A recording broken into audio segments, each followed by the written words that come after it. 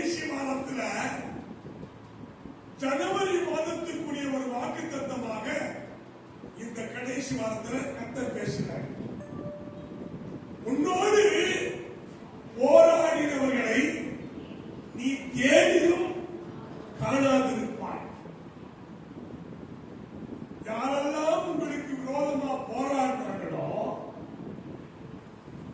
இனிமே உனக்கு இடைஞ்சல் கொடுமை நிந்த அவமானம் எந்தெந்த வழிகளிலோ நீ அவங்களோடு போராடினையோ அந்த போராட்டத்துக்கு ஒரு முற்றுப்புள்ளி வைத்து அந்த அவனோடு போராடினவர்களை நீ தேடி பார்த்தாலும் வருகிற புதிய மாதமாகிய ஜனவரி மாதத்துல நீ காணாது இருப்பாய். அப்படி எங்க அர்த்தம்? அந்த புதிய வருஷத்துல நீ தேடினாலும் உன்னோடு போராடினவர்கள் இருக்க மாட்டார்கள், நீ காண முடியாது. என்னோடு யுத்தம் பண்ணினவர்கள் இல்பொருளாவார்கள். இல்பொருள் என்ன அர்த்தம்? இல்லாம போயிடுவாங்க, ஒண்ணும் இல்லாம போயிடுவாங்க, தரமட்டமா போயிடுவாங்கன்னு கடவுள் சொன்னாலும் அது எனக்கு மனசு வலிக்கும். நம்முடைய ஆண்டவர் நல்லவர் அல்லவா? சத்துருக்களை சிறையுங்கள் என்று சொன்னவர் அல்லவா? பகைஞர்களுக்காக உரைக்காக பழிவாங்குவர் என்று சொல்லியிருந்தாலும் நீ தேடியும் அவர்கள் காணாமல் போயிடுவார்கள். யுத்தம் பண்ணின அத்தனை பேரும் இருபொருள் ஆயிடுவார்கள் என்று சொன்னாலும் நான் ஒரு பக்கம் சந்தோஷப்பட வேண்டிய ஆளா இருந்தாலும் வேணாமாண்டவரே நல்லா இருக்கட்டும், எனக்கு அந்த கொடுமை வேண்டாம், எனக்கு அந்த போராட்டம் வேண்டாம், எனக்கு அந்த யுத்தம் வேண்டாம் அப்படிங்கிறத நான் எதிர்பார்க்கிறேன். ஜெபிப்போமா? நல்லபிதாவே ஸ்தோத்திரம். கடைசி வருஷத்து காலை ஆராதனைக்காய் ஸ்தோத்திரம். வந்திருக்கிற எல்லா பிள்ளைகளுக்காய் ஸ்தோத்திரம். இறைவார்த்தைக்காக எங்களை தாழ்த்துகிறோம். நீர் பேசணும், எங்களுடைய மனக்கண்கள் திறக்கப்படணும், எங்களுடைய இருதயத்தில் இருக்கிற அடைப்பு நீக்கணும், எங்களுக்கு வெளிச்சம் கிடைக்கணும். இயேசுவின் நாமத்தில் இருளடைந்த இறுதியும் வெளிச்சம் அடைவதாக என்று சொல்லி நான் ஜெபிக்கிறேன். தேவதந்த ஆவி உள்ளத்தில் தீபமாக இருக்கிறது சொன்னதே அப்படியே அது வெளிச்சமாக இருக்கிறது. வசனம் தியானிக்கும் பொழுது எம்மாவும் சீடனுடைய இருதயம் கொழுந்து விட்டு எரிந்தது போல எங்கள் இருதயம் இப்பொழுது கொழுந்து விட்டு எரியும். உடைய நாம மட்டும் வைப்பேன். நீ பேசுகிற வார்த்தை எனக்கும் எங்களுக்கு பொதுவானதாக இருக்கிறது. புதிய வருஷத்தில் முதல் மாதத்துக்குரிய வாக்குத்தத்தமாக நாங்கள் நம்புறோம். நாங்கள் எவ்வளவு நாளைத்தான் போராடி கிடப்பது, எவ்வளவு நாளைத்தான் யுத்தத்திலே இருக்கிறது, எங்களுக்கு ஒரு அமைதி நிம்மதி இருக்காதா என்கிற எண்ணத்தோடு இருக்கிற பொழுது இன்றைக்கு இந்த வார்த்தையின் மூலம் எங்களோடு பேசுகிறேன். துதிக்கிற வைபவமுக்கு செலுத்துகிறேன். சோமரசனை வருகிறோம், நீங்க ஜெபிக்கிறேன். நீர் பேசுனாங்க கேட்கிறோம். இயேசுவின் நாமத்தில் பிதாவே. எல்லா ஜோர கைத்தடி கத்தரை பயன்படுத்துவோம்.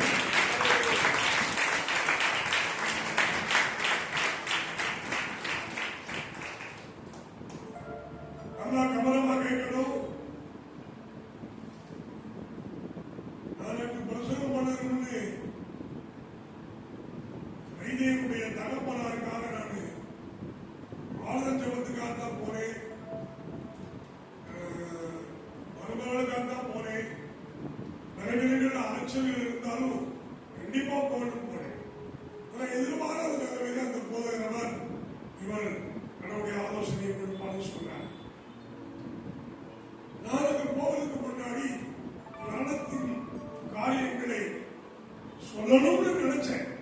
அதுக்கு நான் வசனமெல்லாம் தேடி எழுதல, அப்படியே போனேன். ஆண்டவர் மரணத்தினுடைய தன்மைகளை தெளிவாக விளக்கி மரணத்துக்கு நீங்களாகிற வழி இயேசு மட்டும்தான் இல்லை, குணத்தை திரும்ப செய்தார். அது எனக்கும் ஆசீர்வாதம். அவர் சொல்லுங்க, இரண்டாம் மரணம் தேவனுடைய பிள்ளைகள்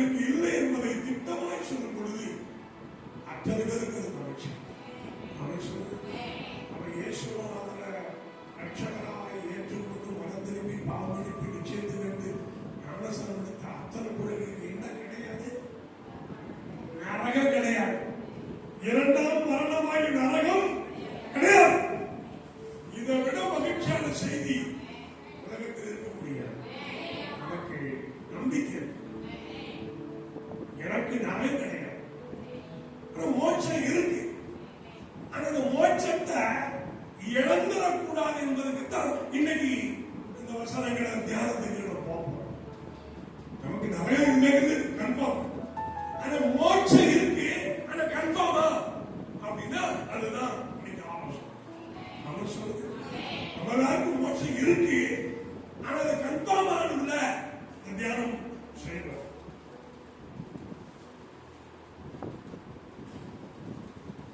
வேதத்துல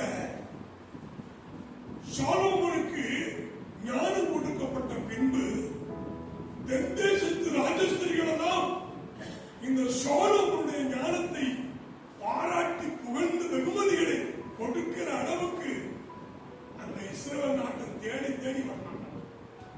சாலோமோனை அது ராஜஸ்திரி சொல்றா, சேபா நாட்டு ராஜஸ்திரி சொல்றா, நான் கேள்விப்பட்டதை விட உம்மிடத்துல விடுகதைகளினாலே நான் உம்மிடத்துல கேட்கும் பொழுது, நான் பார்க்கும் பொழுது கேட்டதை விட பார்க்கிறது எவ்வளவு பெருசா இருக்குன்னு ஆச்சரியப்பட்டு அநேக பொன் வெள்ளி உணவுகளை எல்லாம் சாலமோன் அவர் சொல்லுங்க. அப்படின்னால் நம்முடைய ஆண்டவர் அவ்வளவு பெரிய ஞானத்தை சொல்ல நினைச்சேன். நானும் பரபர சொல்லணும்னு நானா திருத்தி போட்டேன். இன்னைக்கு சொல்லி ஆகணும். இந்த காரணம் அந்த அம்மாவை தெரிஞ்சிருக்காங்க. இந்த சேர பாய ஒட்டி போட்டா அவங்க அங்க கேட்கணும். நடந்து வரவங்களுக்கும் தயாரு அந்த திரி பறந்தாலும் மூஞ்சி அடிக்கணும். இந்த பாய்க்கு நேர இந்த சேர வரிசையா நான் போட்டு வச்சுட்டு போறேன். மறுவாரம் வரும்போது போறேன். அதே மாதிரி அந்த சேர் இந்த வாரத்துக்கு நடுவில் நடக்கிறது. 2 பேர் நடந்து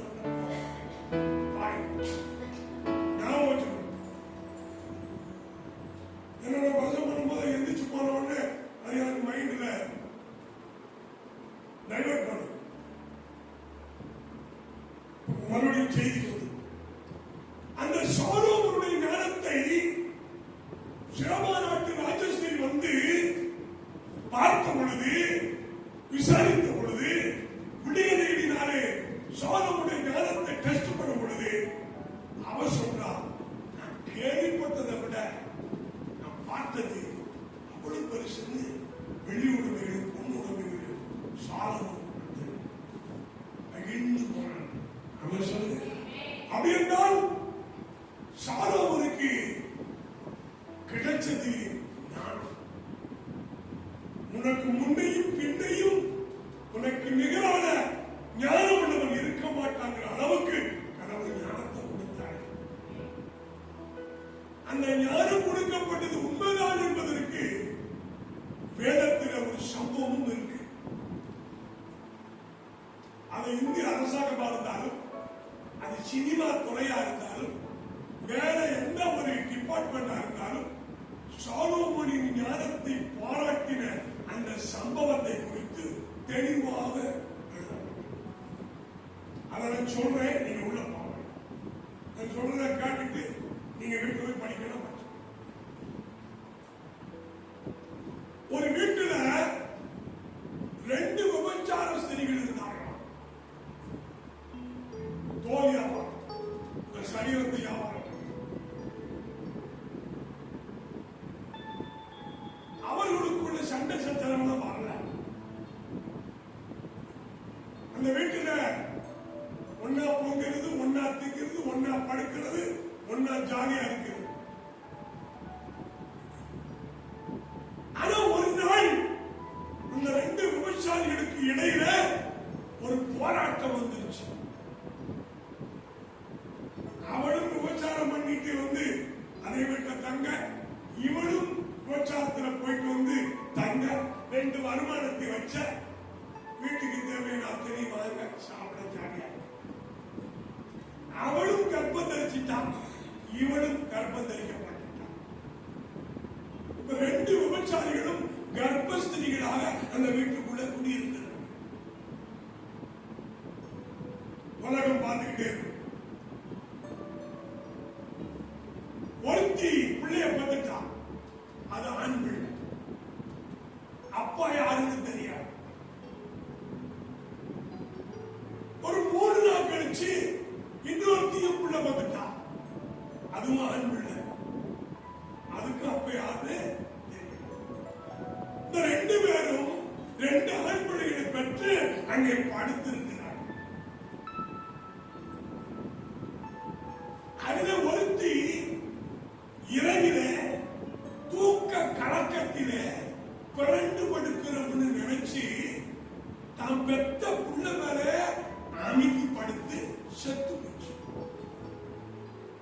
முடிச்சு பார்க்கிறோம். அவனுடைய மூளை வேலை செய்யுது. செத்து போன என்ன பக்கத்துல இருக்கிற அந்த பிள்ளைய தூக்கிட்டு இந்த பிள்ளைய பிசாசு பேசுறான். அவன் எழுந்து செத்த பிள்ளைய கொண்டு போய் அவனுடைய மார்பருகையை படுக்க வைத்து அந்த உயிரோடு இருக்கிற குழந்தையை தன் மார்போடு வைத்து படித்துக் கொண்டார். திடீரென்று அவன் எழுந்து தன் பிள்ளைக்கு பால் கொடுக்காமல் அசந்து உறங்கி விட்டேன் என்று முடிச்சு அந்த பிள்ளைக்கு பால் கொடுக்கும்படியா நினைக்கிறார். ஆனால் செத்து கொடுத்தவனே அந்த குழந்தைய உத்து பார்க்கிறார். இது ஏன் உள்ள முகம் கிடையாது. அந்த குழந்தைகள் பிறந்து எவ்வளவு நாள் தான் ஆகுது? 3 நாள் தான் ஆகுது. 3 நாள்ல 3 நாளும் அந்த பிள்ளைய பார்த்து பார்த்து பார்த்து பார்த்து 3 நாள் பழகிறவனுக்கு தன் பிள்ளை யார் விதிச்சு நல்ல அடையாளம். 3வது நாள்ல பெற்றவனுக்கு ஒரே நாள்ல அவனுக்கு முகம் அடையாளம் தெரியுமோ தெரியாதோ, ஆனா செத்து போனது மட்டும் தெரியும். தாங்களும் செத்து போச்சு மட்டும் தெரியும். அதை கிணத்தனமா அவங்கிட்ட போட்டு அவ பிள்ளைய தூக்கி வச்சுட்டு இருக்காது. அவள் என் பிள்ளை செத்தது என் பிள்ளை கிடையாது, உயிரோடு இருக்கிற பிள்ளைதான் என் பிள்ளை. இல்ல இல்ல அது என் பிள்ளை.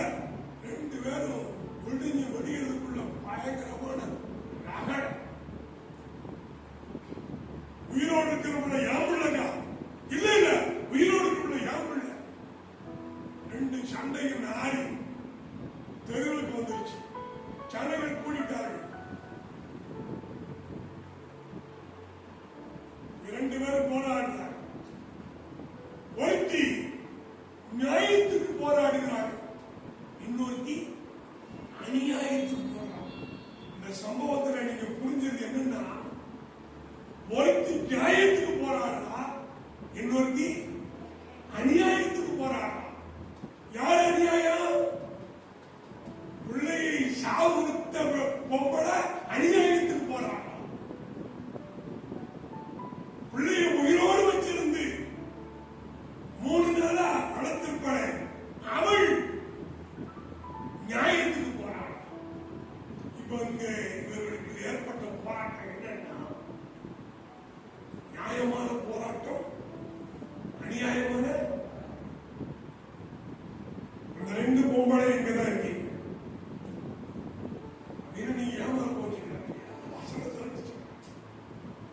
ஒண்ணு நீங்க நியாயமான போராடுகிற அந்த பெண்ணோடு சார்ந்தவளா இருக்கலாம், அல்லது அநியாயமாய் போராடின அந்த பெண்ணோடு சார்ந்தவளாய் நீங்க இருக்கலாம்.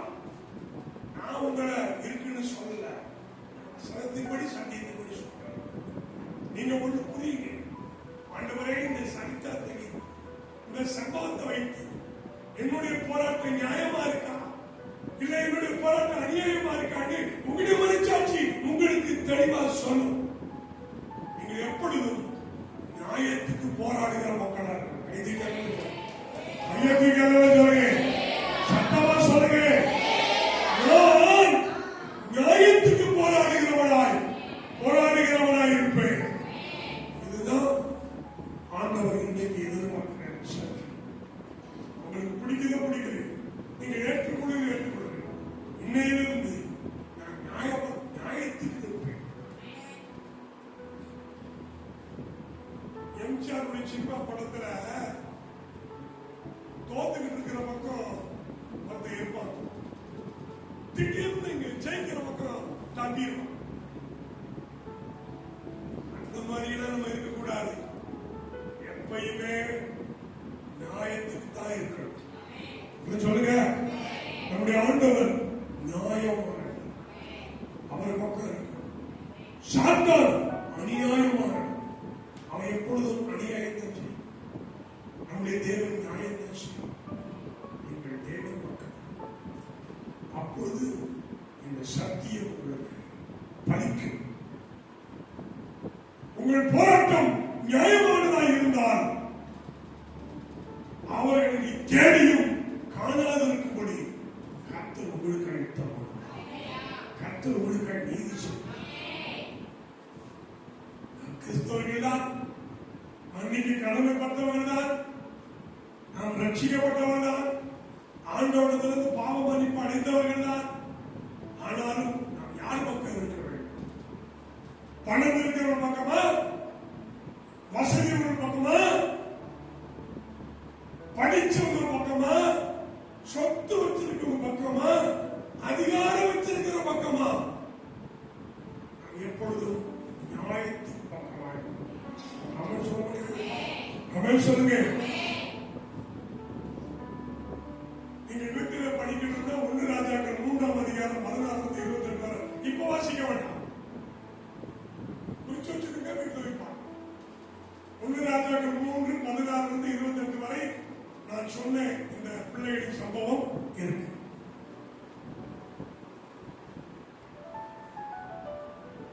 ரெண்டு பேருமே விபச்சாரிகளை சொல்றீங்களா? பைபிள் சொல்றது உண்மைதாயா? அதுல என்ன நியாயம் அநியாயம்? ரெண்டு பேருமே விபச்சாரிகள், தவறான ரூட்ல பிள்ளை பட்டவங்க. அதுல என்ன ஒருத்தி நியாயமானவன், இன்னொருத்தி அநியாயமானவன் அப்படின்னு நீங்க கேட்கலாம். நல்லா புரியும். பைபிளை படிக்கும் பொழுது நல்ல ஆழ்ந்த சிந்தனையில படிக்கும். ராகாப் என்கிற மேசினா எரியோவின் கோட்டையின் கொடிகட்டி விபச்சார தொழிலை பேர் வாங்கினவன். அதாவது கர்த்தருடைய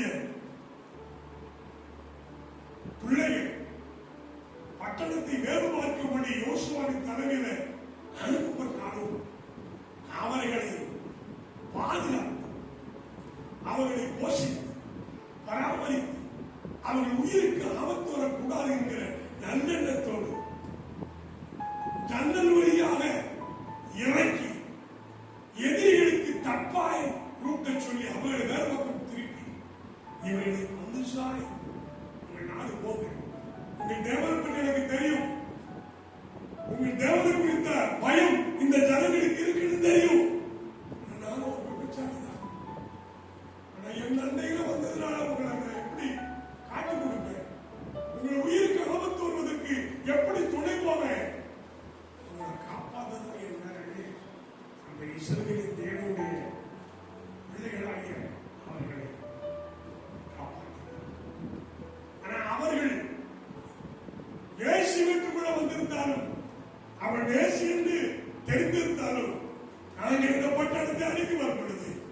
உங்களை ஜீவனோடு காக்க வேண்டிய கடமை எங்களுக்கு இருக்கு. உங்களுக்கு நியாயம் செய்ய வேண்டிய பொறுப்பு எங்களுக்கு இருக்கு. கோட்டையெல்லாம் தகர்க்கப்படுது, உங்க குடும்பம் மட்டும் ரட்சிக்கப்படணும் அப்படின்னு சொல்லி அந்த ஜன்னல் வழியிலே ஒரு சிவப்பு கயரை கட்ட சொன்னோம். நாங்க வருவோம், சிவப்பு கயரை பார்த்த உடனே உங்க வீட்டை மட்டும் நாங்க விட்டுருவோம், மற்ற எல்லாத்தையும் அடிச்சிடும், பிடிச்சிடும். அந்த சிவப்பு நூலை கட்டின அந்த வீடு எரியோவின் கோட்டை தகர்ந்து பொழுதும், அந்த ஜனங்கள் அழிந்து பொழுதும், அக்கினால் சுட்டரிக்கப்பட்ட பொழுதும் தேவனுடைய பிள்ளைகளுக்காக நியாயம் செய்த அந்த விபச்சாரியான ராகாப் எப்பயே நம்முடைய ஆண்டவர் தீமையை போராத சுத்தர், பாவத்தை வெறுக்கிற தெய்வம், ஆனால் பாவிகளை நேசிக்கிறார். நீங்க எப்பயுமே மற்றவருடைய பாவங்களையே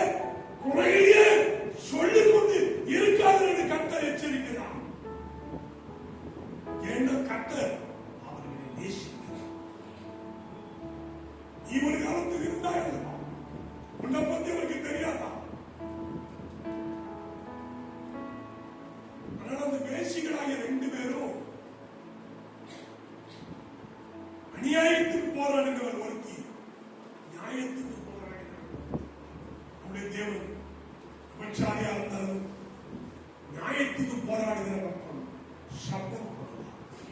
அவன் சொல்லுது நீதிக்காக பாடுபடுங்கள் கர்த்தர்களை கைவிட மாட்டார். அவன் சொல்லுது அல்லேலூயா. எபேசியர் 6ஆம் அதிகாரம் 12-13 படிக்கும். எபேசியர் 6ஆம் அதிகாரம் 12-13. ஏனெனில் மாம்சத்தோடும் இரத்தத்தோடும் அல்ல துரைத்தனங்களோடும் அதிகாரங்களோடும் இந்த பிரபஞ்சத்தின் அந்தகார லோகாதிபதிகளோடும் வானமண்டலங்களில் உள்ள பொல்லாத ஆவிகளின் சேனைகளோடும் நமக்கு போராட்டம் உண்டு.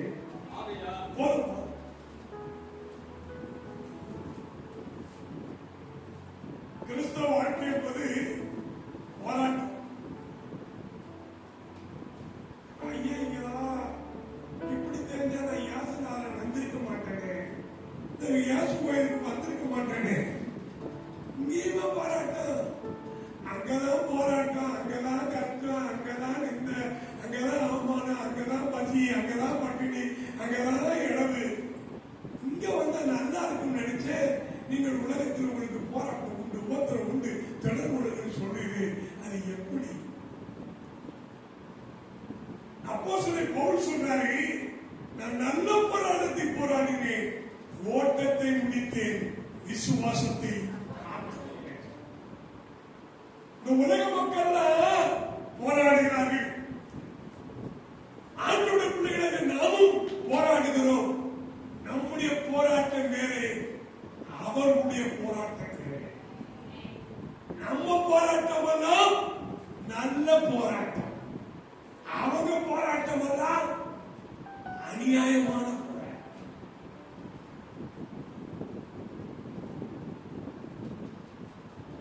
அவரோடு சேர்ந்து நாங்களும் நல்ல போராட்டத்தில் போராடக்கூடிய அப்படி நீங்க முன்வந்தால் தேவன் நிச்சயமா ஒரு ஆசை. அந்த பவுல் தான் சொல்றாரு, எபேசு சபைக்கு சொல்றாரு, நமக்கு போராட்டம் இருக்குன்னு சொல்றாரு. ஆனா போராட்டம் எதோடு கிடையாதா? மாம்சத்தோடு கிடையாது, ரத்தத்தோடு கிடையாது. அப்ப மாம்சமும் ரத்தம் என்ன? நம்முடைய போராட்டம் மனிதர்களுக்கு மனிதர்களுக்காக, ரத்தத்தை உடையவர்களாக மனிதர்களுக்கு நமக்கு இடையிலே போராட்டம் கிடையாது. நீங்க போராட நினைச்சா மாம்சத்தோடு ரத்தத்தோடு அல்ல, ஆவிகளோடும் துரைத்தனங்களோடும் அதிகாரங்களோடும் பிரபஞ்சத்தின் அதிபதிகளாக பொல்லாத ஆவிகளோடும் நமக்கு போராட்டம். வருத்தி வெடித்து வந்து மாம்சத்துல உங்களோட சண்டை போடணும். இவன் கோயிலுக்கு போறான், பயில் படிக்கிறான், ஜெபம் பண்றான், ஏசுறான், அல்லேலியான்றான். இவளை 1 2 பார்க்கணும். நம்ம ஊர்லயே கிடையாது, நம்ம தெருவிலே கிடையாது. துரத்தி அடிக்கணும்னு வந்து கட்டி வந்தா நாம அவங்களோடு சண்டை போடாம, மாம்சத்தோடு போராடாம, ரத்தத்தோடு போராடாம, நம்ம போராடுறதுன்னா அதிகாரங்களோடு ஆவிகளோடு, பிரபஞ்சத்தில் பொல்லாத ஆவிகளோடு துரைத்தனங்களோடு போராடும். புரியுதா உங்களுக்கு? ஆண்டவரே மறிஞ்சி கட்டிட்டு வந்து அம்புக்கு சண்டைக்கு இழுக்கிறா, அவ வாய கட்டி ஏசுவன் அவத்துல அவளோட தந்திரத்தை கட்டி, அவ வைக்கிற சூனிய செய்வன கட்டு.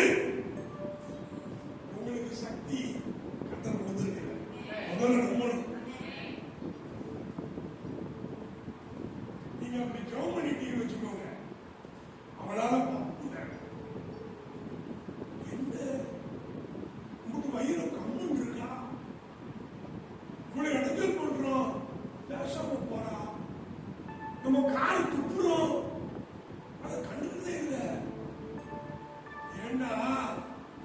போராட்டம் அவனோட அல்ல, அவனுக்குள்ள இருந்து போராடுகிற ஆவியோடு, அவனுக்குள்ள இருந்து வைய வைக்கிற தூஷணமான பொல்லாத சக்திகளோடு நமக்கு போராட்டம் இருக்கப்படுகிறார்கள். நாம் நம்முடைய வீடுகளிலே முழங்கால் பணியிட்டு பக்கத்து வீட்டுக்காரி மூலமாய் எனக்கு போராட்டத்தை கொண்டு வருகிற பிசாசே, உன் தந்திரம் மந்திர தந்திர சக்தி எல்லா சூழ்நிலை நிர்மலப்படுகிற இயேசுவின் பேராத அப்படின்னு சொன்னீங்கன்னா அது அழிஞ்சு போகும். எனக்கு கொஞ்சம் நெஞ்சமா ஜெயில வச்சிருக்காங்க,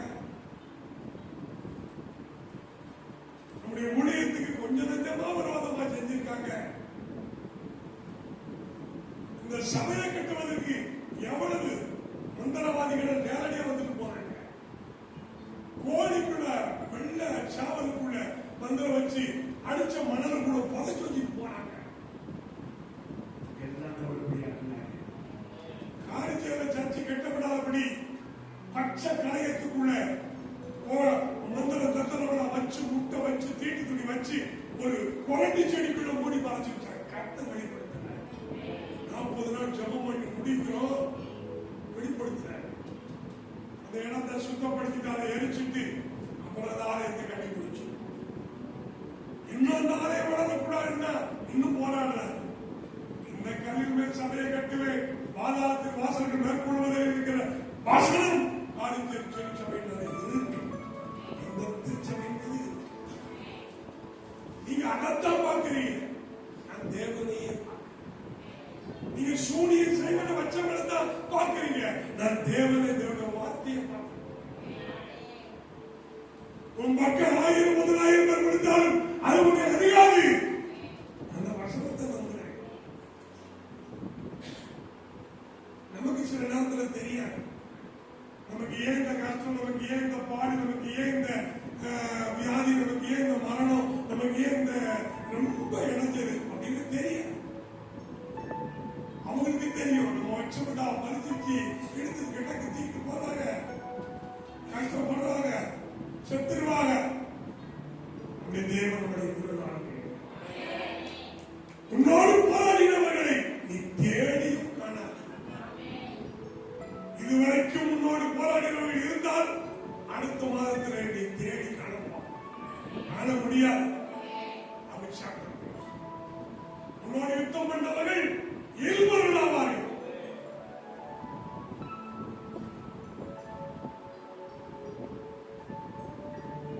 எவ்வளவு தீய சக்திகளினாலே தீங்கு செய்ய நினைச்சாலும் அபிஷேகம் பெற்ற பிள்ளைகளுக்கு விரோதமா எந்த தீங்கும் ஜெயிக்காது, எந்த தீங்கும் தீண்டாது. கோட்டைக்குள்ளே நான் நுழைந்து விட்டேன்,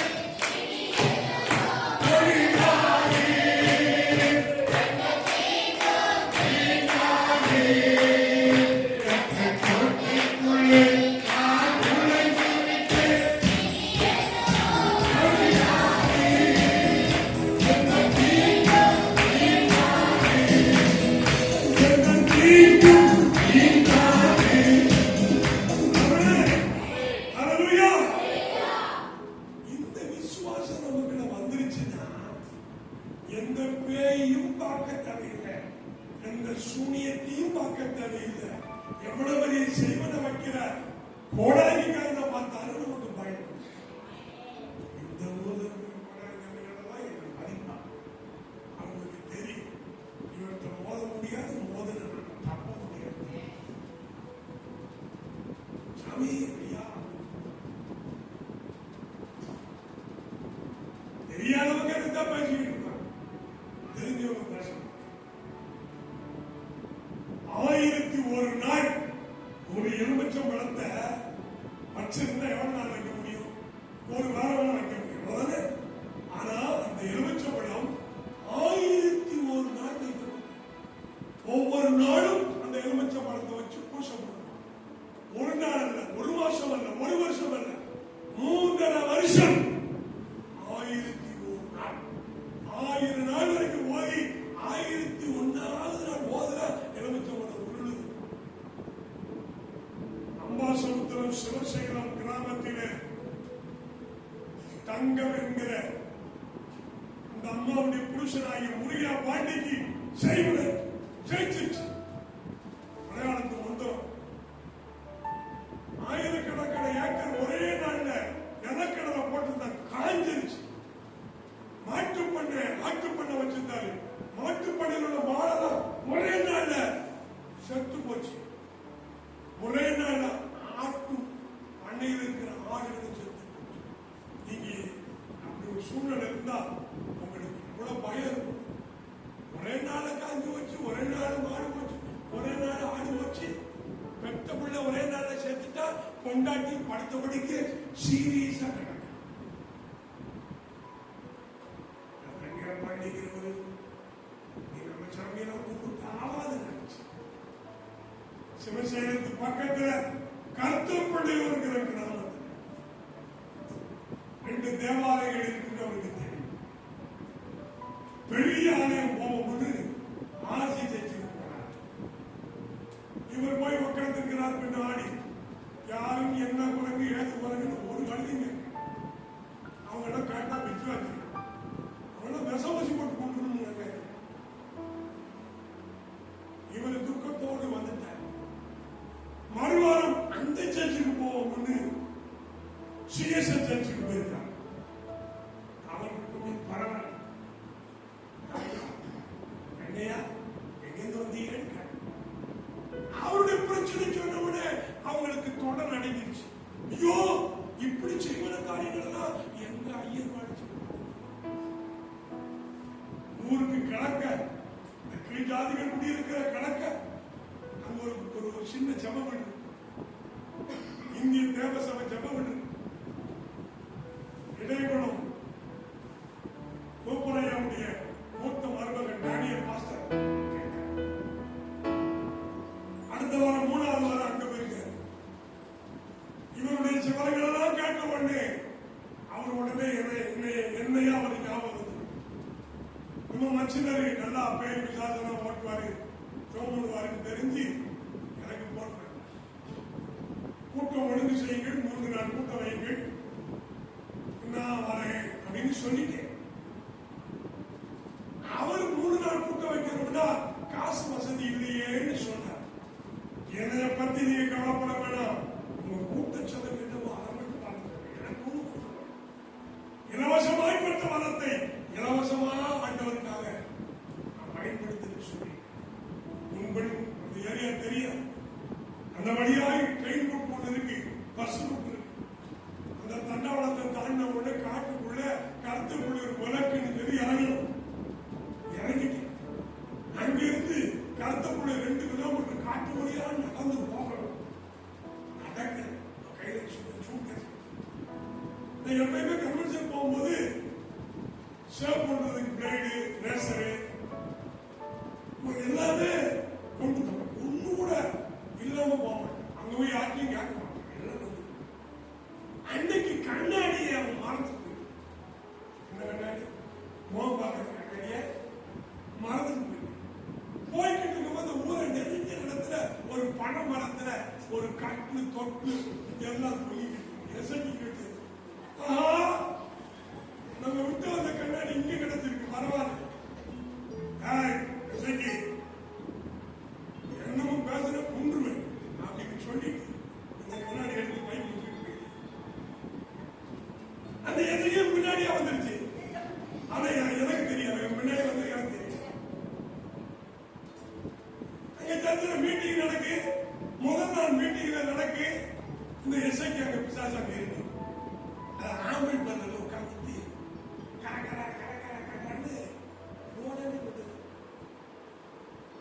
இயேசுவின் நாமத்துல அது இயக்கட்டும். நான் சொன்ன உடனே பையன் அடிக்கி போய் உட்காந்து இப்ப மயம் சொல்லுங்க. அப்படி 1 நாள் 2 நாள் 3வது நாள் மீட்டிங்ல நாங்க எல்லாருக்காகவும் ஜெபிக்க போகிறேன்னு சொல்லி அழைச்சேன். அந்த அழைப்பை கேட்டு வரிசையா ஆண்கள் பெண்களும் கியூல வராங்க. எல்லாருக்கும் ஜோபனி அனுப்பும் பொழுது இந்த முருகா பாண்டியனுடைய மனைவி தங்கம் அம்மா தங்கம் மறக்கக்கூடாதுன்னு தான் என் பேத்தி எனக்கு தங்கம் வச்சு வேற பேர் வச்சுக்கிறார். வைத்திய மகனுக்கு கண்ணு வச்சதே அந்த பேத்தியம் வச்சதே அதை மறக்கக்கூடாது இருக்காரு ஞாபகத்துக்கு. அந்த அம்மா வந்து நின்றுச்சு. அந்த அம்மாவை நான் பார்க்கும் பொழுது அந்த அம்மாவுக்கு பின்னாடி கரும்பூதம் நின்னது பார்த்தேன். கரும்பூதமா பின்னாடி இது கடுமையான வறுமையான இல்ல இருக்கு அப்படின்னு நினைச்சு இயேசுவின் நாமத்தில் அது பேசினாங்க. 1001 நாள் மந்திரம் ஓதி மலையாளத்து மந்திரம் ஓதி அனுப்பப்பட்ட சைமனாவின் நாள் இயேசுவின் நாமத்தில் காட்டுறாங்க. அப்படியே சரணாச்சு. மற்றவர்கள் ஜோமைகள் எல்லாம் தேடி போயிடுச்சு. 3 நாள் கன்வென்ஷன் முடிச்சு. அவனுக்கு சொன்னேன், இது சாதாரண விசாசத்தை உபவாசம் இருக்கணும். நீங்க 3ஆவது நாள் வரும்போது உபவாசத்தோடு வாங்க. 3ஆவது நாள் நைட்டு உபவாசத்தோடு வந்துட்டாரு. நானும் அன்னைக்கு 3ஆவது நாள் அது சொல்லுது. 1001 நாள் ஓதி வச்ச மந்திரத்தை 3 நாள் சமத்துல வச்சுட்டியாப்பா, நான் போயிடுறேன்ப்பா.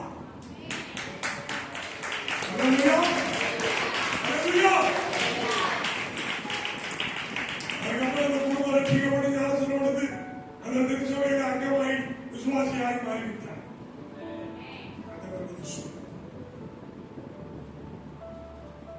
நான் ஏன் சொல்றேன்னா, நம்ம போராட்டம் எப்பயுமே மனுஷனோட போராட்டம். என்ன கேட்டாலே என்ன கேட்டுட்டாரு அப்படின்னு அவளோட போராட்டம். அவளை கேட்க வைத்த ஆவி பின்னாடி இருக்கிறதா அந்த ஆவியோடு தான் போராட்டம். அதனால சொன்னாரு, மாம்சத்தோடு ரத்தத்தோடு வந்த பயன்படுத்திங்க.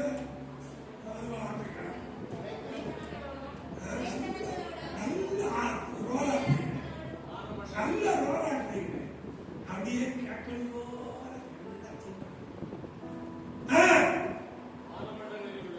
முதலாவது படி அந்த வசனம் தான். மாம்சத்தோடும் ரத்தத்தோடும் அல்ல, புரைத்தொழில்களோடும் அதிகாரங்களோடும் இந்த பிரபஞ்சத்தின் எந்த காலம் நோயாளிகளோடும் மாறுபடுத்தி இருக்கிற பொல்லாத ஆவிகளோடும் தானியேல் ஜெபம் பண்ணாரு. 21 நாள் கழிச்சு தான் வந்துச்சு. அப்ப 21 நாளும் தானியேலுடைய ஜெபத்துக்கு பதில் வராம இருந்தது காரணம்னா, பரலோகத்தின் தேவன் செபிக்க தொடங்கின உடனே பதில் கொடுத்துட்டார். ஆனா அந்த பதிலை கொண்டு வருகிற காபிரியல் தூதன் வானமண்டலத்தின் பொல்லாத சேதனுக்க அது தடுத்துருச்சான்.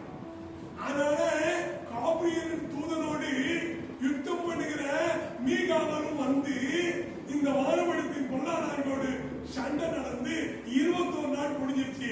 21 நாள் பிறகுதான் காபிரியல் வந்து, தானியேலே நீ வேண்டிக் கொள்ள தொடங்கின பொழுது கட்டளை வெளிப்பட்டது. கட்டளையை கொண்டு வந்து கொடுக்க 21 நாள் ஆயிடுச்சு. காரணம் வானமண்டலத்தின் பொல்லாதார். நம்ம குடும்பத்துக்கு வர வேண்டிய ஆசீர்வாதங்கள் கெடுக்கிறது இந்த ஆவிதான்.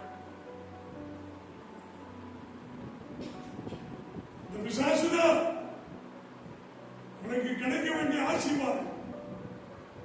மூத்த ஆசீர்வாதத்துடைய மகள் போன வருஷத்திலே கல்யாணம் நடந்திருக்கணும். ஆனால் தடை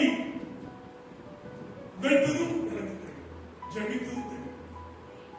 இவர்கள் என்னிடத்துல சொல்றதுக்கு முதல் நாள் ஆண்டவர் பேசினார். சுருக்கமா சொல்ல போனா போன வாரத்தில் பேசினார். இவங்க உணர்ந்தால உடனே என்ன ஆண்டவர் எனக்கு உணர்ந்தார்.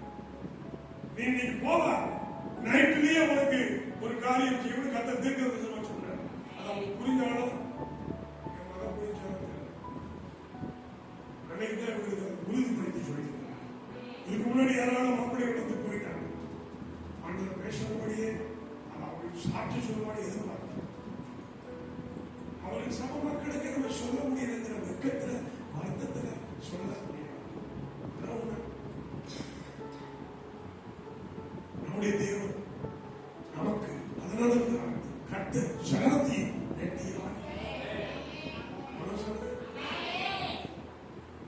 இந்த வருஷத்துல 4 பேரும் நடக்கணும்னு ஆண்டவர் பேசுறாங்க.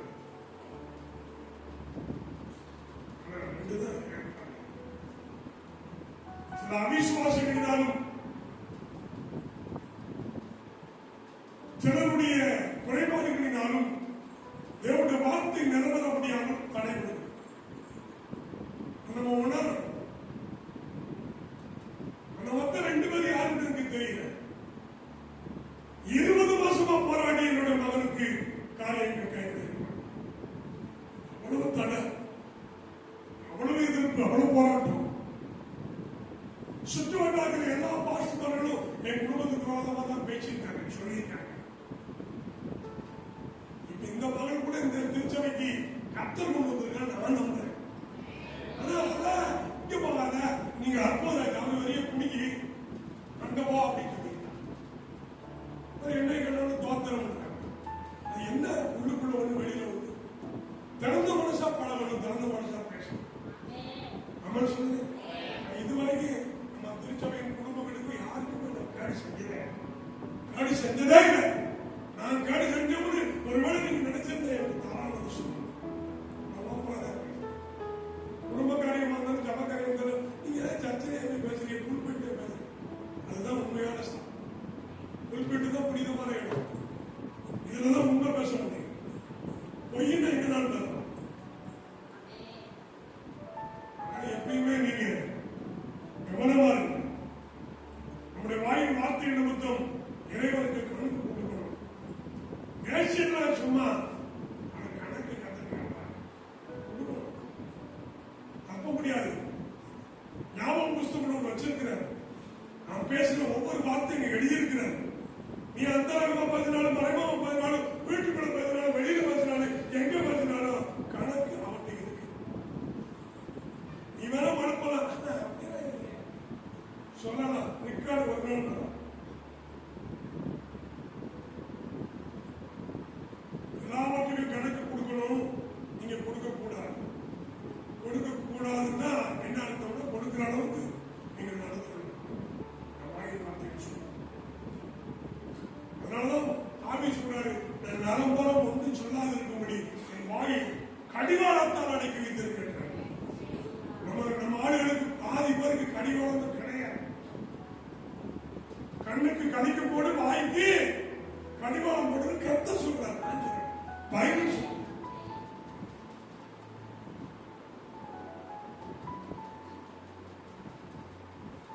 கத்த நல்லவர். உன்னோடு போராடினவர்களை நீ தேடியும் காணாதிருக்கும்படிக்கு, உன்னோடு யுத்தம் பண்ணினவர்களை இருவர்களாக்கும்படிக்கு இந்த ஆண்டவர் இந்த நேரத்தில் பேசிக்கிட்டு இருக்கிற பொழுது ஒரு சிலருடைய வழக்கங்களை கற்றுத்தார்கள். அவருடைய தவறுகளை உணர்த்துகிறார். அவர்கள் மனம் திரும்புவதையும் ஆவியானவர் அறிகிறார். புது வருஷத்தில் ஒரு தீர்மானம் எடுக்கும் பொழுது நிச்சயமா என்னோடு போராடி நடந்தார். தேடி பார்க்க முடியாது. என்னோடு யுத்தம் பண்ணினவர்களை நிச்சயமா இருவர்கள் ஆக்கியிருந்தார். கர்த்தருடைய வார்த்தை உண்மையும் சத்தியம். கர்த்தர் நாமத்துக்கு ஸ்தோத்திரம். நேரம் கடந்து போயிட்டு வசனம் மட்டும்தான் வாசிக்க நேரம் இருக்கு. ஆதியாகமம் 32, 24, 25 படி ஒரு 5 நிமிஷம் தான் இருக்கு. எனக்கு கொடுக்கப்பட்ட நேரத்தில் முடிச்சு. ஆதியாகமம் 32 வசனம் 24, 25. யாக்கோபு பிந்தி தனித்து இருந்தார்.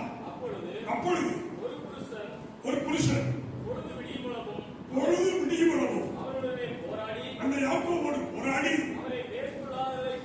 அவனை மேற்கொள்ளாததை கண்டு அவனுடைய தொடை சந்தை தொட்டார். அதனால் அவரோடு போராடுகையில் யாக்கோபுடைய தொடை சந்து சுருங்கி. கவனிங்க, தன்னுடைய அண்ணனாகிய ஏசாவுக்கு பயந்து யாக்கோபு கோரங்கைமா ஓடினான். அவனுக்கு இடையில ஒரு தரிசனம் கொடுத்து, கோரங்கைமாய் போன உன்னை இடிபரிவாரங்களோடு மறுபடிக்கு நீ வேண்டிக் கொண்ட பொழுதின்படியே செய்வேன் ஆண்டவர் செஞ்சார். அவனை ஆசீர்வதிச்சார். அவன் திரும்ப வந்து நட்டி போன கல்ல பரிவிடமா கட்டி 7 பேர் சேர்ந்து பேரிட்டு போனான். அவன் வரும் பொழுது சொந்த தேசம் தேசத்துக்கு வரும் பொழுது ஏசா வராங்கிற கேள்விப்பட்டு ஐயோ எவனுக்கு பயந்துட்டு ஓடுனோ இப்ப அவனே எதிர வந்துட்டானே நம்மளை கொன்றுவான்னு பயந்து மனைவி பிள்ளைகளெல்லாம் முன்னாடி அனுப்பிட்டு அந்த ஆத்துக்கு இந்த பக்கம் பண்ணிட்டு அழுது இரவெல்லாம் அழுகிறான். தேவதூதரை எதிர பிடிச்சிட்டான். அது கர்த்தருடைய ஆவியானவர்னு உங்களுக்கு தெரியாது. பொழுது ஒடிஞ்சிச்சு விட்டுருப்பான்னா அந்த ஜெபத்துல கடவுள் மீற முடியாது. எந்த ஒரு கடவுளும் இந்த மாதிரி செய்ய முடியாது. ஜெபத்திற்கு கட்டுப்பட்டவர் தான் நம்முடைய ஆண்டவர்.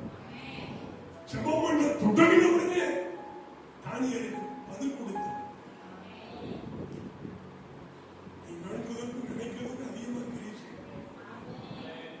எப்பயுமே அழுது மனுஷன் போய் சொல்லாது, வீடு வீடா சொல்லாது, தெரு தெருவா சொல்லாது, ஆளை பார்த்து சொல்லாது. நான் ஒரு காலத்துல சொன்னேன், உண்மையான ஈசாக்காவுடைய அன்பு மனைவியாக இருக்கிற சகோதரி எப்சிபா எனக்கு மூத்தவர். நான் ஒரு பாஸ்டா இருக்கிறனால என்னை மரியாதைக்காக அவங்க பாஸ்டர். நான் தங்கச்சி நினைச்சிட்டு பேரை சொல்லி எப்சி ஆமா ஆமா அப்படிதான் பேசுவேன். இந்த ஊருக்கு வந்த புதுசுல எனக்கு யாருமே இல்லை. ஆனா மாமாவுடைய அப்பா வருமான நீங்க கவலைப்படாது நான் இருக்கிறேன் அப்படின்னு ஒரு பட்டாவை என் கையில தூக்கி கொடுத்துட்டு இந்த இடத்துல செட்டு போட்டு இந்த ஊழியர் என்னால உங்களுக்கு எந்த உதவி செய்ய அவருக்கு வருமானம் இல்லை. ஆனாலும் சொன்னேன் அந்த வார்த்தை எனக்கு ஆறுதல். அப்புறமா அந்த மாமா இறந்துட்டார். இறக்கும் பொழுது என் கண்ணுக்கு முன்னாடி தான் உயிர் போச்சு. அவர் பிடிக்கும் ஊரசத்தினுடைய வறண்டாவது அவர் கட்டில் போட்டு படுத்திருந்தார். நானும் குட்டி மூத்தவனும் உள்ள படுத்திருந்தோம். அவரது சத்தத்தை கட்டி மெதுவை வந்து அவர் தூக்கி காப்பாற்ற பார்த்தோம். எங்கள் கையிலேயே உயிர் போச்சு. அப்படிப்பட்ட ஒரு பாசமுள்ள மாமா அவர். அப்ப எனக்கும் நிறைய போராட்டம், கஷ்டம், அடி, முதல், இந்த காட்சி, பட்டினி, 2 பிள்ளைகளோடு அவ்வளவு சிரமம். நான் அழுகணும்னா எங்கவே அழுக முடியும். என் கஷ்டத்தை பகிர்ந்துக்கணும்னா யாருக்கும் முடியும். அப்பொழுதுதான் சகோதரி அவர்கள் எனக்கு தாய் போல ஆறுதல் சொல்லுவார், அழுவார், கஷ்டப்பட குழப்பம் இருக்காது. நான் சொல்றேன் அந்த வார்த்தை எனக்கு அப்பொழுது ஆறுதல். மாமா அவர்கள் மாசம் 3000 அனுப்புவார். இந்த 2-3 பசங்களுமே துட்டு துட்டுன்னு அரிப்பாங்க. இந்த 3000 வச்சு 3 பிள்ளைகளையும் போஷித்து குடும்பத்தை நடத்தணும்னா அவங்களுக்கு ரொம்ப கஷ்டம். 3வது வாரத்திலே அதுதான் என்னமா ஒன்றும் இல்லை. இந்த பேரை துட்டு கேட்டு படிக்கிறதுக்கு போகணும்னு பணம் முடிச்சுட்டு பைக்கெடுத்தீங்க எல்லாம் எழுதிட்டு போய் கஷ்டமா நல்லா படிக்க வைக்கிற எங்க வீட்டுக்கு வந்து ஒரு 500 ரூபாய் தான் என்னால் கொடுக்க முடியும். எனக்கு ரொம்ப கஷ்டம். அந்த அவன் மாமா அனுப்பினோடனே வந்து 500 ஏன்னா எனக்கு தெரியும் நானும் கஷ்டத்தில் இருக்கணும். இப்படித்தான் பார்க்கலாம். மாமா அவருடைய லீவில் வரும்போதுதான் இவன் பார்த்தாங்க 20 நேரம் வந்து அவங்க போயிடும். அதுக்குள்ள என்கிட்ட வந்த மாதிரி எனக்கு கரெக்டாக கொடுத்துருவாங்க. என் பக்கத்தில் அவங்க கடன்லாம் கொடுக்க முடியாமல் இருந்தாங்க. அவன் கொண்டு வரும்போது அவங்க நம்ம கடனை கொடுத்துட்டு இவருக்கு அது தெரியாது. ஒரு தாய் போல ஒரு ஆளுநருக்காக ஆண்டவருக்கு வச்சிருந்தார். ரொம்ப சந்தோஷமா சம பயிற்சி, ஆளுநர் பயிற்சி, வருமானம் இல்லை, 2 பிள்ளைங்க, ரொம்ப சூழ்நிலை. நான் ஏன் இதை சொல்றேன்னா நம்ம மற்றவர்களுக்கு உதவி செய்யக்கூடாது, உபத்திரம் செய்யக்கூடாது. இது எழுதி நம்மளால நல்லது செய்ய முடியாலும் தீர்வு செய்யவே கூடாது என்று இருதயத்தில் ஒரு ஆணி வச்சு எழுதுங்க. நம்மளால யாருக்கு இதை நீங்க புரிஞ்சுக்கிட்டீங்கன்னா உங்களை மாதிரி ஆசீர்வதிக்கப்பட்ட தேவனுடைய பிள்ளைகள் யாருமே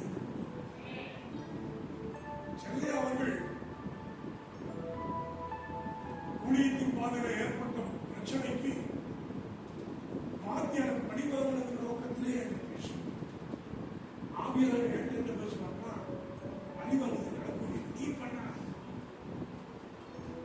அவர் மாம்சத்தோட போராடினா நான் ஆவியோடு போராடினேன். இப்பொழுது 2 பேருமே இல்லை. அதுவும் பார்த்து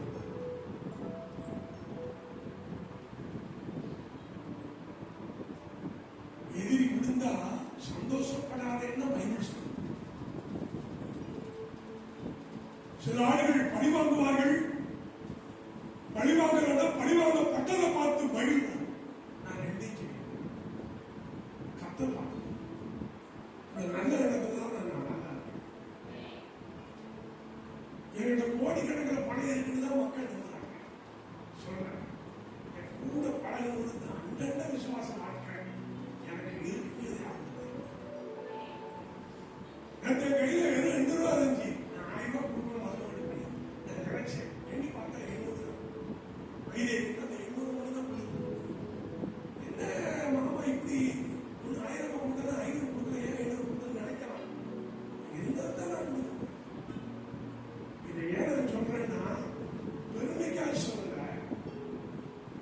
எந்த நிலையிலும் துதிக்க வைத்தீர்கள் பாட்டு பாருங்க. அந்த பாட்டு தான் நம்முடைய வாழ்க்கை.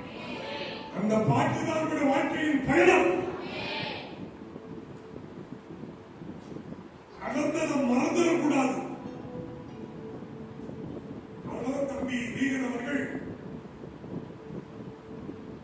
சைக்கிள்ல டீ போட்டு தேய்ச்சத இந்த டவுசர் போட்டு உட்காந்துட்டு அந்த கஷ்டப்பட்டதை அவர் இன்னைக்கு மாற மாட்டார். அதனாலதான் கத்தர் அவரு வைத்திருக்கிறார். நீங்க ஊழியத்தில் 2 மைக்கு பயன்படுதுன்னு அவர் கொடுத்தது, சிசிடிவி வாங்கி கொடுத்தது அவர் கொடுத்தது. எனக்கு இப்ப மைக்கு இல்லை. நான் நேரத்து நடந்து வந்தேன். தம்பி ராஜு வந்து இங்கிருந்து கூட்டு போய் விட்டார். அப்படியே வாரன்னு சொன்னாரு. உங்களை பிள்ளைக்கார கூட போறேன் சொன்னேன்.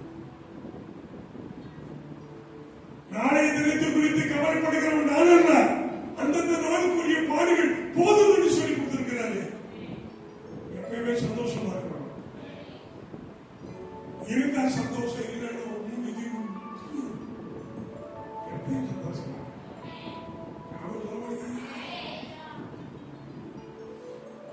சம்பளமான முதல் வாரம் ஜாலிதான், 3வது வாரம் உட்காடுது, 4வது வாரம் நாரி விடுத்தேன். அப்படி இருக்கு.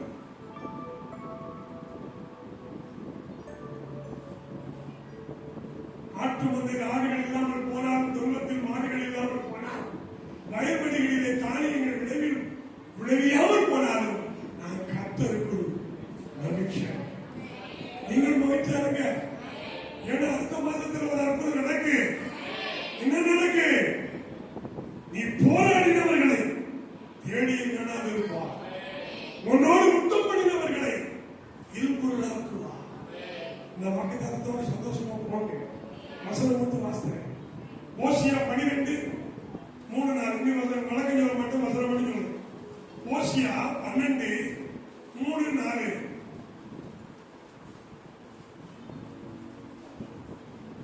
ஓசியா 12ஆம் அதிகாரம் 3-4. தானியேலுக்கு புத்தகம் அடுத்த புத்தகம். ஏசாயா, எரேமியா படிங்க. அவன் தாயின் கர்ப்பத்திலே சகோதரனுடைய குதிகாலை பிடித்தான். எதை படிக்கிறீங்க ஐயா? படிக்கிறது வசனம் சொல்லுங்க. 12:3-4 படிங்க. சரி. தன் பலத்தினால் தேவனோட போராடினான். அவன் தூதனானவரோட போராடி மேற்கொண்டான். சரி. அடுத்து அவரை நோக்கி கெஞ்சினான்.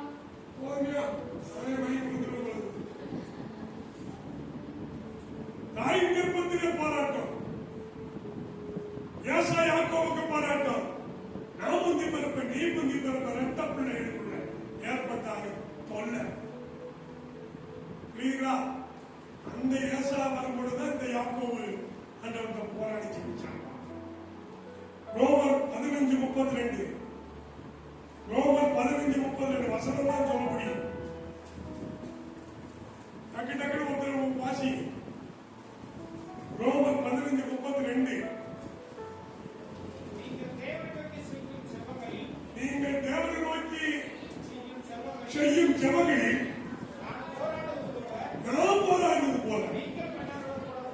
நீங்கள் என்னோடு கூட போராட வேண்டியதாக இருக்கிறது. ஜெபத்துல போராடணும்னு சுருக்கமா தலைப்பு சொல்றேன். எதுல போராடணும்? ஜெபத்துல தான் போராடணும். நேரடியா போடக்கூடாது. அவன் வழக்கு பார்த்த திட்டம் வந்தா நான் அறுவாடை தீட்டு போட்டு பார்க்க கூடாது. ஜெபத்துல போராடணும். யோபு 7:1 வழக்கு நம்ம நேரம் வசனப்படி சொல்லிட்டு போயிடும். யோபு 7:1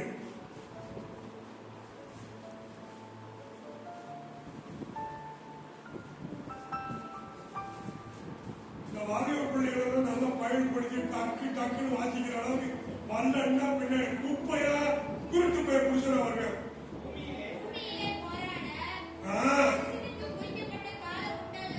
பூமியிலே போராட குறிக்கப்பட்ட காலம் உண்டல்லவோ. 14 அதே யோபு. எல்லாருக்கும் போராட்டம் இருக்கு. எல்லா காலமும் போராட்டம் கிடையாது. ஒரு குறிக்கப்பட்ட காலத்துல போராடுவாங்க. அப்புறம் இனி போராடவே கிடையாது. 14 மனுஷன் செத்தவர படைப்பானா? எனக்கு மாறுதல் எப்போது வரும் என்று எனக்கு குறிக்கப்பட்ட போராட்டத்தின் நாளெல்லாம் காத்திருக்கு. நீங்க இப்பொழுது போராடிக்கிட்டு இருக்கீங்களா? உங்களோட யுத்தம் பண்ணிக்கிட்டு இருக்காங்களா? கொஞ்சம் பொறுமையா காத்து. ஏன்னா மாறுதல் வரும். ஜனவரி மாதத்தில் மாறுதல் வரும். புதிய வருஷத்தின் 1ஆம் மாதத்தில் மாறுதல் வரும்.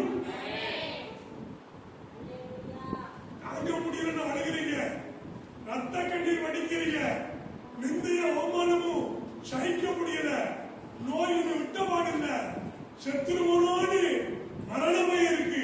ஆனாலும் மாறுதல் எப்போது வரும் காத்திருக்கு. நிச்சயமா காத்திருக்கும் பொழுது அற்புதம். எபிரேயர் 12 நாள்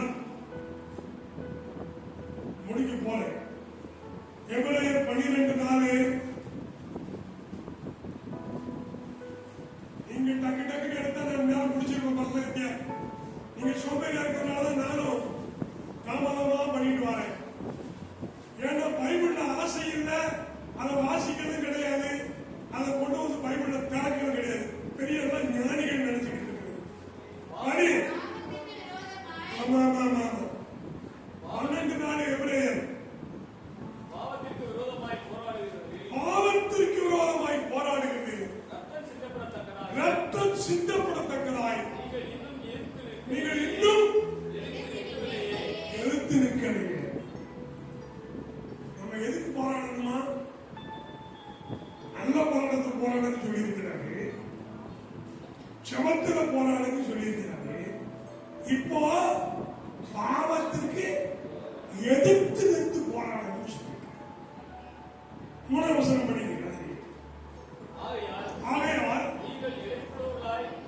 நீங்கள் இழைப்பு உள்ளவர்களாய் உங்கள் ஆத்துமாக்களை சோர்ந்து போகாதபடிக்கு நமக்கு விரோதமாய் ஆவிகளால் செய்யப்பட்ட இவ்விதமான விபரீதங்களை சகித்த ஆண்டவரே. நல்லா கவனிக்கணும். இயேசுநாதர திட்டமிட்டு குற்றம் சாட்டி பிடிச்சு தாடி வைத்து பிச்சு கன்னத்தில் அரைஞ்சி முள்முடி தலையிலே கோலால் அடிச்சு 3 ஆணிகளிலே அரைஞ்சி சாட்டையா 40 அடிக்கு 1 அடி குறைய அடிச்சு இவ்வளவு விபரீதங்களையும் இயேசுநாதர் சகித்தார். அவர் கடவுள் நினைச்சா அப்படின்னு சொன்னா யோசிக்கிறார். ஆனா நம்மை நினைச்சதுனால நமக்கு ரட்சிப்பை கொடுக்க வேண்டும் என்று பணத்திலிருந்து இறங்கினதுனால அவர் சகித்தார். கிறிஸ்துவ பிள்ளைகளாகிய நாங்களும் நானும் நீங்களும் சில காரியங்களை சகிக்கணும். எத்தனை நாளைக்கு பார்த்து சகிக்கணும்?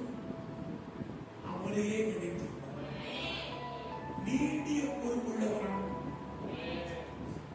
இயேசுக்காக கொஞ்சம் பொறுமையா போங்க. ஜெயம் உங்க பக்கம் வரும். உங்க எதிரி வெக்கப்படுவோம், இருமுறையா போவோம். நீ தேடினால் இருக்க மாட்டான், குறைஞ்சு போயிடும். இன்று கண்ட எய்த்தல் என்றுமே மரணமாட்டீர்கள், அழிஞ்சிருவான். நம்ம கர்த்தர் நல்லவர். இறுதி வசனம் முடிச்சு கொலோசியர் 4:12. கொலோசியர் 4:12.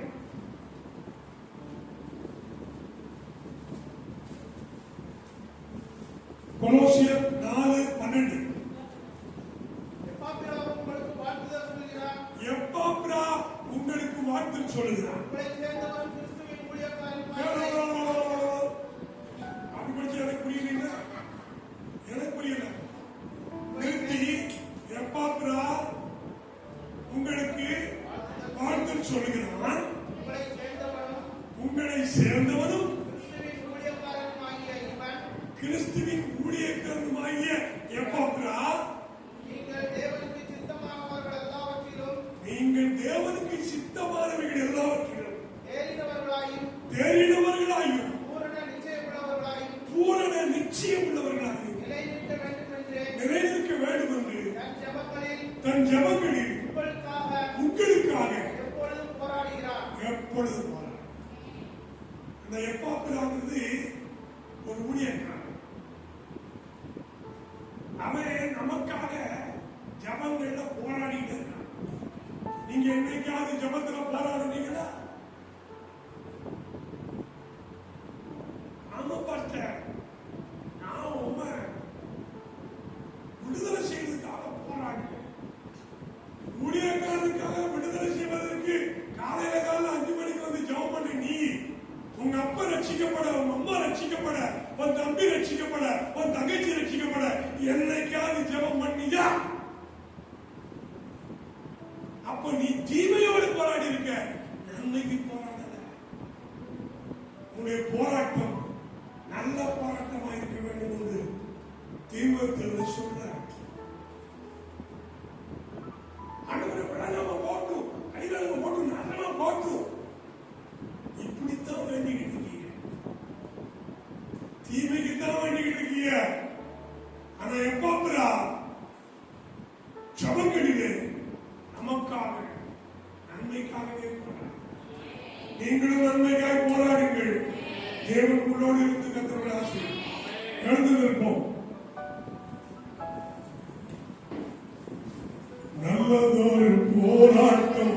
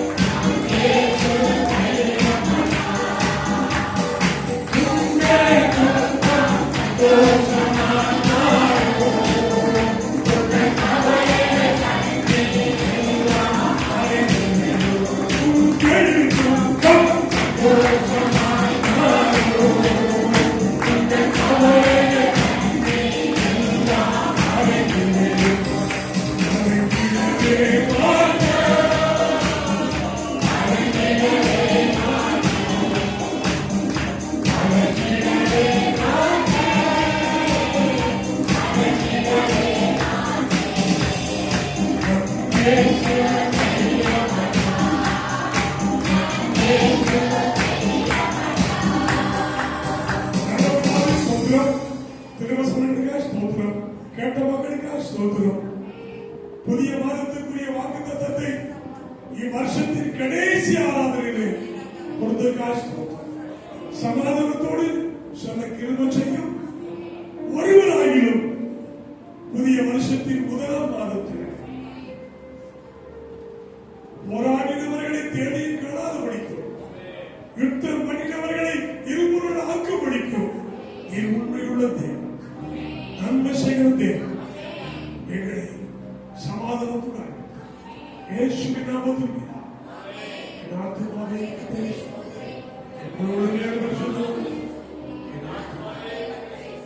கர்த்தர் செய்த சகல எவ்வளவு சீக்கிரமா வீட்டுக்கு போய் சாப்பிட்டு ஆலய பணிகளை செய்ய வர வேண்டுமோ வாருங்கள். இவர்களுக்காக